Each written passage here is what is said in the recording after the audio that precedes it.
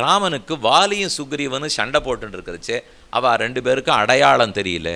அதனால் முதல் தரம் சண்டைக்கு போகிறச்சே யார் பேரில் அம்பை விடுறதுன்னு தெரியல. திரும்பி கூப்பிட்டான்.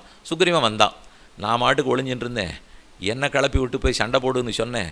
போய் போட்டால் நைய புடைச்சாவான். வாங்கிட்டு வந்திருக்கேன். ஏன்னாம்மா நான் ஒழுங்காக இருக்கிறது உனக்கு பிடிக்கலையா? நான் மாட்டுக்கு ரிஷமுகத்தில் இருந்தேனேன்னு கேட்டான். இல்லை சுக்ரீவா, அடையாளம் தெரியல, ஒத்துமையாக இருந்துட்டு, அதனால தான் நான் அம்பு விடலை.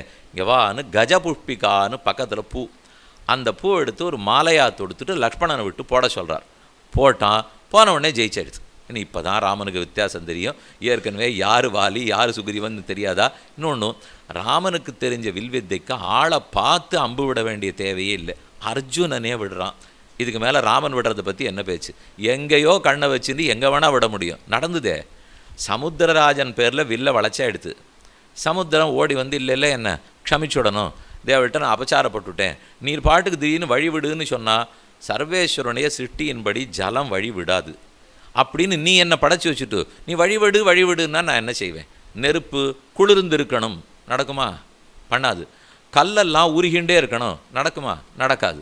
ஜலம் வழிவிடணும், விடாது. அது இருக்கிறபடிக்கு தான் இருக்கும். அப்படி இருக்கிறச்சே ராமா, தேவள் என்ன ஆணையிட்டது, என்ன பண்ணுறதுன்னு எனக்கு புரியல. தேவள் இருக்கிறபடிக்கு சொன்னபடிக்குத்தானே நான் கேட்டாகணும் அப்படின்னு அவன் வந்து சொன்னான். அப்படியே மாற்றிட்டார் ராமன். இல்லை சமுத்திரராஜனே, உன் விரோதி யாரான்னு இருந்தால் சொல்லு, அவள் அழிக்கிறதுக்காகத்தான் நான் அம்பையே வளைச்சேன். வால்மீகிக்கு ரொம்ப ஆச்சரியம். ராமனும் பொய் சொல்லுவார்னு இப்போ தான் நான் தெரியறது. நிச்சயமாக தெரியும் இவனுக்காகத்தான் இவர் அம்பை தொடுத்தார். அப்படின்னா ஆசிரித்த பக்ஷபாதி. அடியவன் ஒருத்தன் சரணம்னு வந்துவிட்டால் தான் பொய்யனானா கூட கவலைப்பட மாட்டார்.